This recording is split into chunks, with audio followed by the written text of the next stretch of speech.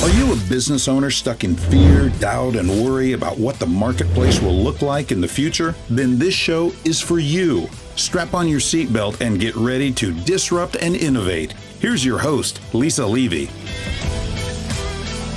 Ladies and gentlemen, please welcome our special guest, Andrew Woodward. He's disrupting the personal wealth market with his three-pillar framework that empowers people with the confidence that they can grow their wealth without having to outsource it to someone who doesn't care about their money as much as they do. His clients are on their way to adding 7+ figures to their net worth. He's on a mission to change the financial outcomes of more than 1 million people by creating generational financial freedom. With a lifelong passion for money and wealth creation, Andrew has dedicated his career to studying and implementing strategies to grow wealth. From humble beginnings to becoming a self-made millionaire by the age of 38, his experience and expertise are invaluable to those seeking financial security. Through his platform, The Investor's Way, Andrew has helped thousands of individuals overcome their fears and misconceptions about money and investing. He firmly believes that everyone has the ability to manage and grow their money on their own. And as a regular person who loves investing, he's committed to demystifying the markets and creating a simple and effective plan for each individual's financial future. Join us today. We're delving into the world of wealth creation and learning how to invest like the wealthy. Andrew, welcome to the show. Thanks for having me, Lisa. It's great to be here and talking about my favorite topic. Absolutely. And so I do the flyover that gives everybody the context. But Andrew, tell us about your journey and the story that got you to where you are today and why this is so important. Okay, so this is a little bit of a long story, but I think it'll provide a fair amount of context to why I do what I do. So I grew up in a household where money was pretty scarce, and my father had been made redundant 3 times. The last time he was made redundant was when he was 55 years old, and after a couple of years of looking for work, he finally gave in and retired at a young age. So growing up in a household where money was very tight and scarce, and I grew up in a household where all those money mindset sayings that you don't want to be hearing, I was hearing them all. And I was also fortunate enough to be around a lot of adults at a young age because I played squash at a reasonably high level and was exposed to some people who were in the finance game, and they were constantly in my ear at a young age about how to get your money working for you. So I made a decision at a young age to not be in the position that my parents were in at any time, and studied and researched and did whatever I possibly could to understand how to grow your money without having to exchange your time for it. And I had my ups and downs, I can tell you that. But there was a day, I think, that changed everything when I came home from work. So I worked as an accountant, and then later I became a finance director and then a CEO. But I came home from work one day, and we had 2 young kids at the time, and my wife was giving them dinner, and she, like she always did, greeted me and then handed me a bunch of mail. And I went away to get changed and to read the mail, and I could still hear the kids and my wife in the other room. And one piece of mail after the other was another bill on top of another bill on top of another bill. And it got to a point where I had to sit down on our bed, on the edge of our bed, and I started to sweat. My heart rate started to go up. And I was thinking, how the heck am I going to pay all these bills when I did the mental arithmetic and knew that it was more than I had available and was going to have available in the time that these bills were due. So I'd been basically playing credit card roulette for up to that point. And it was that day that I realized something had to change. And so all those memories from my childhood were coming up. So I'm in my mid-20s at this point. All those childhood memories are coming up, and it's like, I've got to do something about this. And so I changed everything about how we managed money and how I was using our money, and set about changing our financial position. And so a decade later, a little bit over a decade later, we'd made our first million, and we were well and truly on our way to financial freedom. Fast forward a few years from that point. So I'm in my early 40s at this point, and it was actually 13 years ago last weekend that my mother-in-law passed away from cancer. And so I made a promise to my wife at the time that I would find a way to raise money for cancer research. And I'm a competitive cyclist, And maybe a little bit selfishly, I found a charity that raises money by riding bikes long distances for cancer. So I joined that charity, raised just shy of $500,000, and became quite friendly with the chairman of the charity, who turned into a business mentor. And I now describe what I did next as complaining. I was in his office on a Wednesday afternoon, and we were just going through a normal, mentoring session, and I was complaining that I wasn't loving what I was doing. So I was CEO of a company at this stage, wasn't loving it. And like a good mentor, he hit me between the eyeballs with the reality stick and said, Andrew, I am chairman or CEO of 5 different businesses. You and I have both got 24 hours in a day. You've got one job. Surely you can do more. And so he knew my passion for wealth and for money and what I'd done for my own scenario. So he challenged me to share what I was doing with others. And that was the start of the business journey. And for the last 8 and a bit years, that's what I've been doing, teaching others how to manage and grow their money. So that's a long story and a long way of getting to where we are today. But that is how it all came about. And that's why I'm so passionate about helping people. We're not taught this stuff at school. And so I'm passionate about helping people overcome all those fears when it comes to money and all the overwhelm that comes from what is a very complicated market, but not because it has to be. It's not as complicated as it appears. Thank you, Andrew, for telling the whole story, right? Because all of those little nuances are part of what makes your experience relevant and meaningful to the audience. Yeah. And their ability to, glom onto the idea of, credit card roulette. I think everybody at some point in their life has played that game. And if you haven't, kudos. That's right. Ahead of that learning curve. Yeah. And, the connection to philanthropy and your mother-in-law and connecting fundraising to your favorite passion, right? These are those moments that mean so much for all of us to make those types of connections. Getting control of our financial well-being is something I'll brashly say every grown-up in the world should be, responsible for managing their money efficiently, effectively, and growing wealth is a wonderful goal for all of us. But we're living in somewhat turbulent times right now.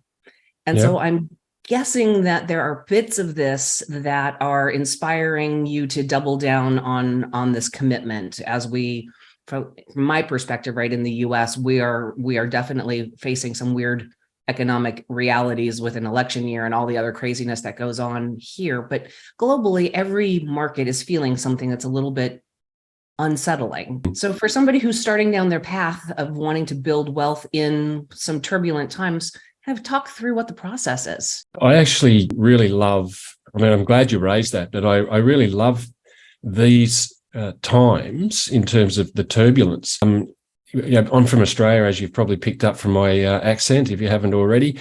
And we have these things called the Boxing Day sales, which is the day after Christmas Day. And everything goes on sale. And people just go out of their mind to get these discounts at these sales. Literally cross each other to run through the door as they open to get these sales. I am describing the scenario we're in at the moment with the financial markets as the Boxing Day sales. So the thing about what I teach is I'm not about get rich quick. In fact, get rich quick is something that annoys me beyond belief, because the only people that get rich quick from those schemes are the criminals promoting them. So I'm about the long term. And when we're in turbulent times like these, and we're seeing it right now with the stock markets in Australia and in the US and elsewhere, there's a little bit of a softening, not a crash or not a correction or anything like that. They're softening a little bit. And I'm teaching my clients that this is the time we want to be proactive. And I'm a huge Warren Buffett fan, and he often talks about being greedy when others are fearful and fearful when others are greedy. Well, now's the time to be greedy because everyone else is being fearful. And so the wealthy investors are out there buying and being proactive because effectively the markets are on sale. So it's one of those things that we have to learn, that the markets will have their ups and downs. They'll have their difficult times, but being proactive is how you grow your wealth. It's not about, trying to predict the best time to be investing.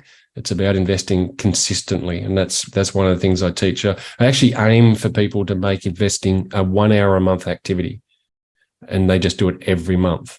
And that way you don't have to worry about timing the market and all those cliches. You're just in the market all the time, whether it's the property market or the stock market. And when we have a love affair in Australia with the property market, a lot of people are scared of the stock markets because of these times, but it's actually a great time to be in them. Absolutely. And you touched on two things, right? The property market and the stock market, right? Two different forms of investing, both really designed for long-term returns.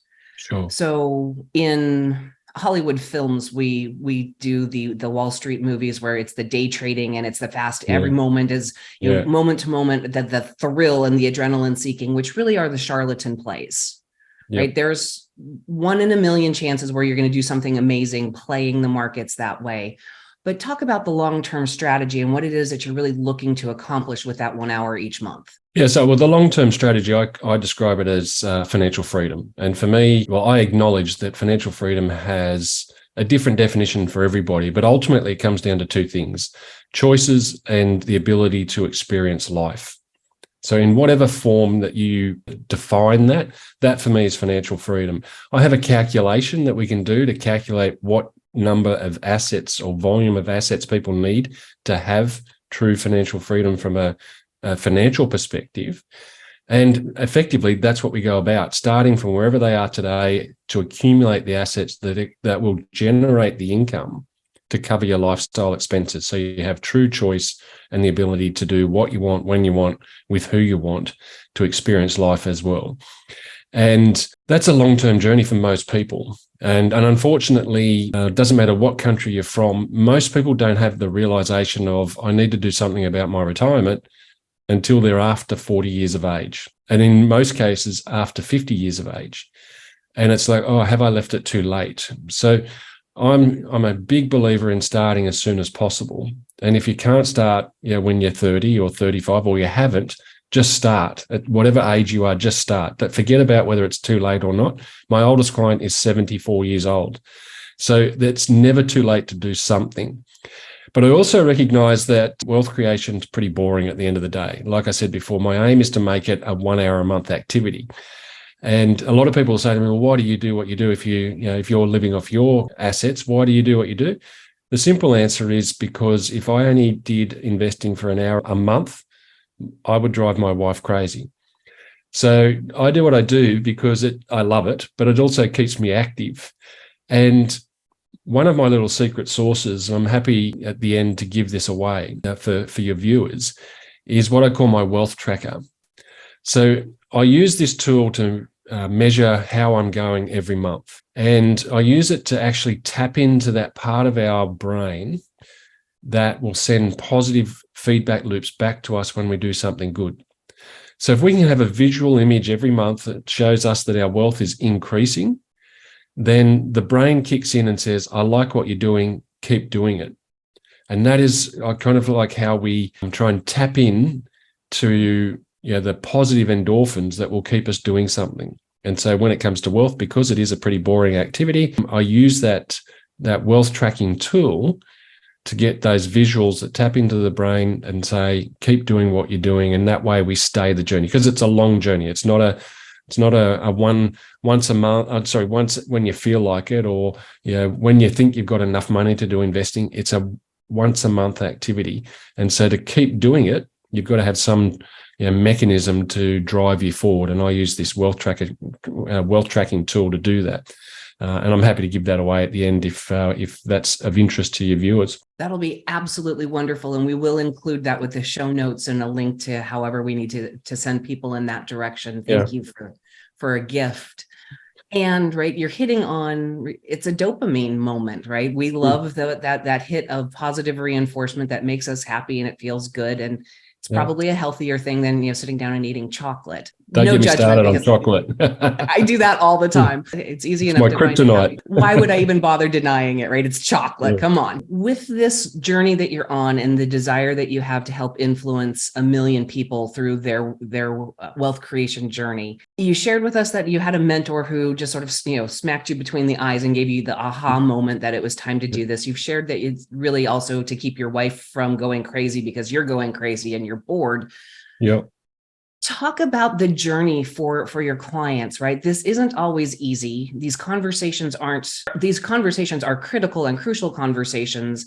And sometimes they're hard. There are people who are in a bad way, much like you were in your mid-20s. Talk about, those roadblocks and setbacks and how you help negotiate people through them. Yeah, I think with wealth, it is overcoming what are generally just little pebbles on the road. So we humans, unfortunately, will run into, and I'll describe it as a pebble on the road, and we'll turn it into a boulder.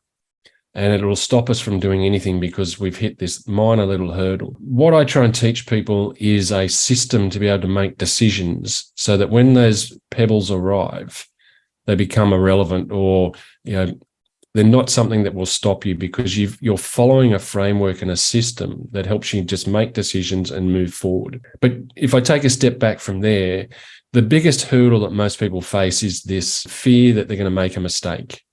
So again, having rules-based systems that enable them to make a choice, knowing that it's based on proven strategy, helps them deal with that fear. And I guess going even one step prior to that, it's understanding that we all have income and expenses. And the reason, and I haven't mentioned this yet, but I hate budgets. I think budgets are like diets. They're great on paper, but useless when you need them the most. So I teach a money management system that's automated, that makes sure that we take some part of that income that we're making and put it towards our future. Because at some point, that income is going to stop. If you're going to retire, that income is going to stop. So you need to be thinking, whether you're 30 years old or 55 years old, you need to be thinking about that day. And so the system is designed to ensure that some money is being put aside for the future.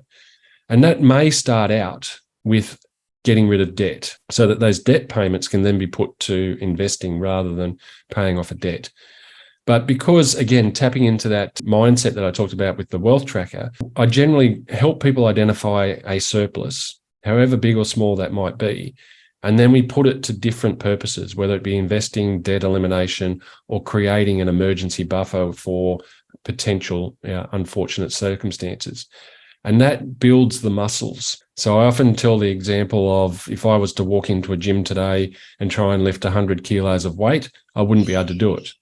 So I have to go back to the gym multiple times and start with smaller weights and build up my muscle.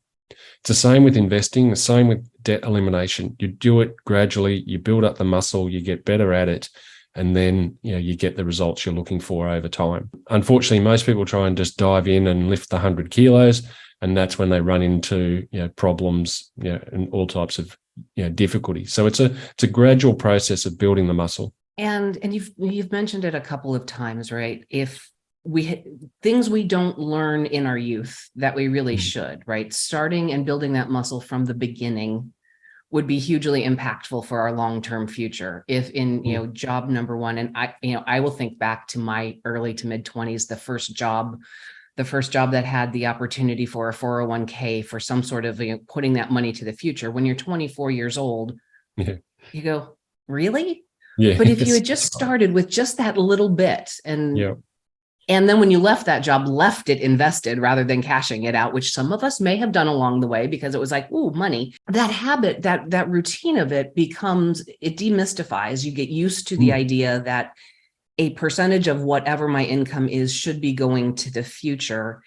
And we don't teach kids this. It's not something that you see in academic curriculum. And generationally, I would hope that our kids get a better shot at this because we've done a better job, but I don't know if that's really quite the case yet. No, there's a guy in Australia who's trying to get money management added to the school curriculum, and he's running into enormous resistance.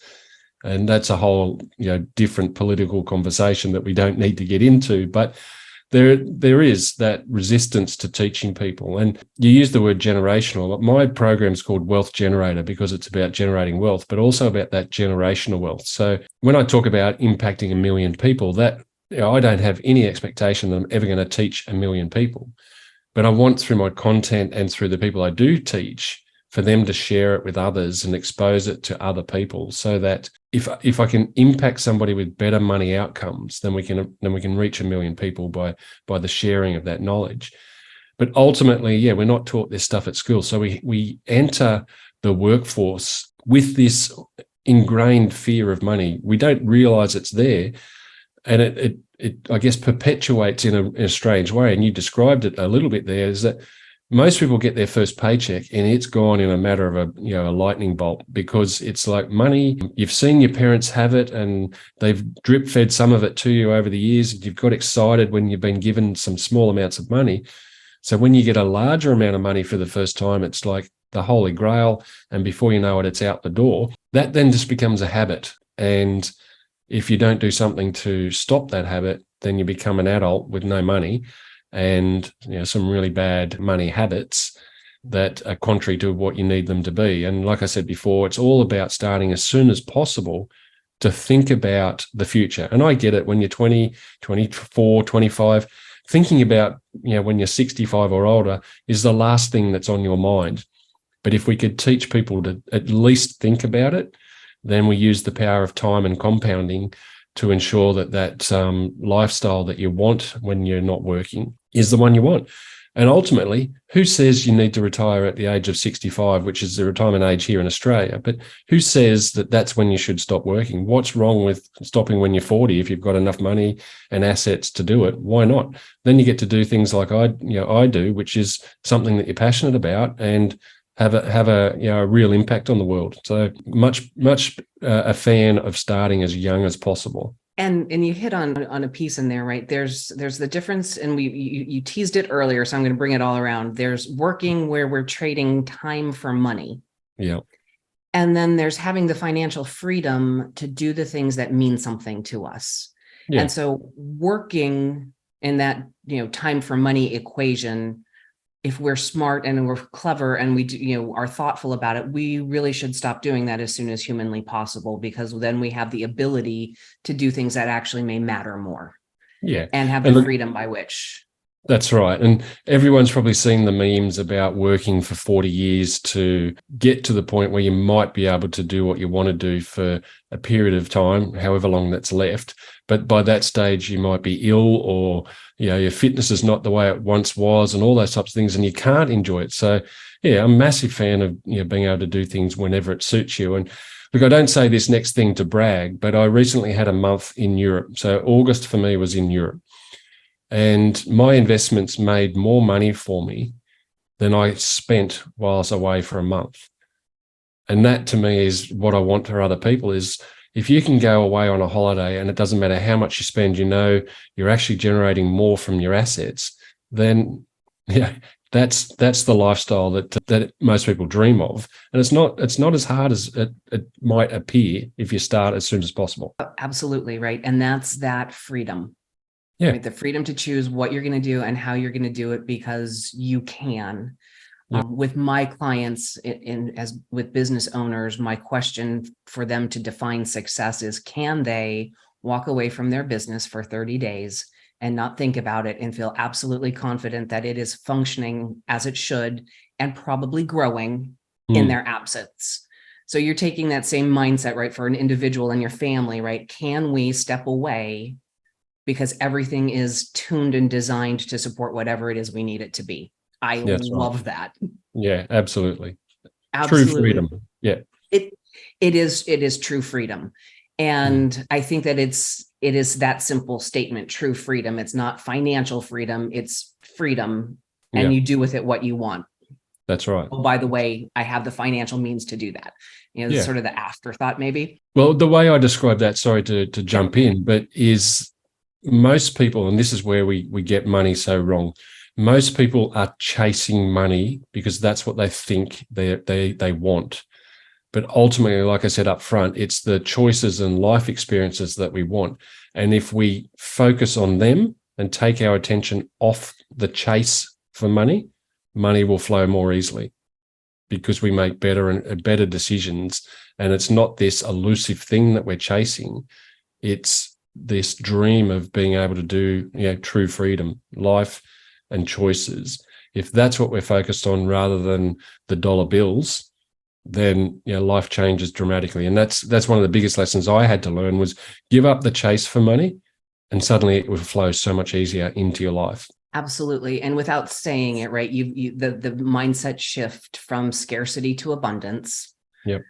Right. And the removing fear of not having from the equation, because the focus is on the what you're going after.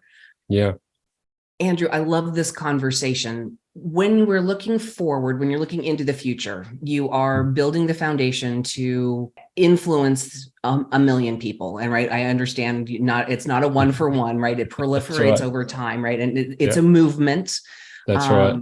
Is one of our popular phrases right now. But when you look to that future, when you're 500,000 people influenced into it, what is it that you see on that horizon what is that goal? What are people, how is this changing, and how is this making that positive impact to the world around us and the way we're living? Look, ultimately what I see is a happier world. At the highest level, it's a happier world, because money causes an extraordinary amount of stress in people's lives.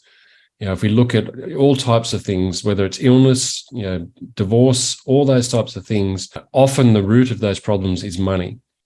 So for me, if I'm looking forward and seeing the impact that, impacting 1 million people's lives with better money outcomes has had, is that people are happier.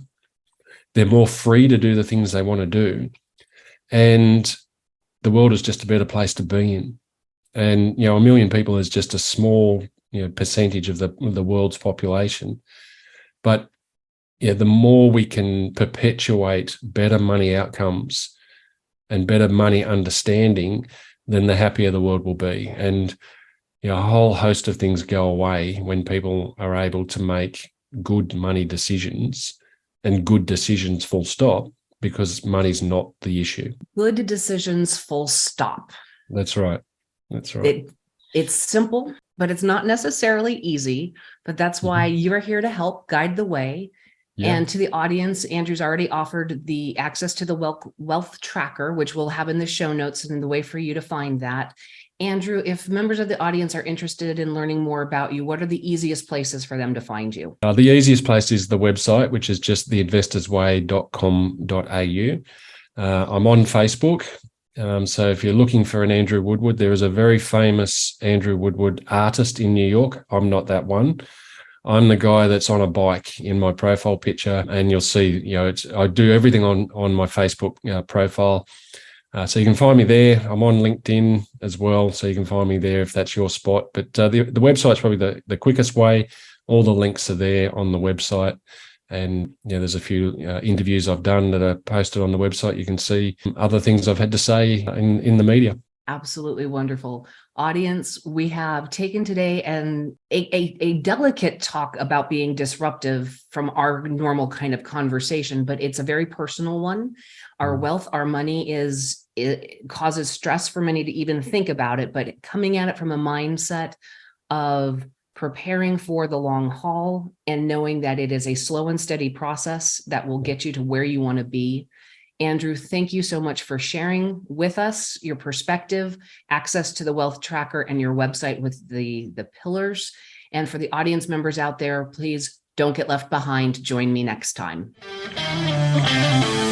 That's it for today's episode of Disrupt and Innovate. Head over to iTunes and subscribe to the show. Every single week, one lucky listener that posts a review on iTunes will win the grand prize drawing, a $15,000 private VIP day with Lisa Levy. And be sure to head over to disruptandinnovate.com and get your free copy of Lisa's gift. And join us on our next episode.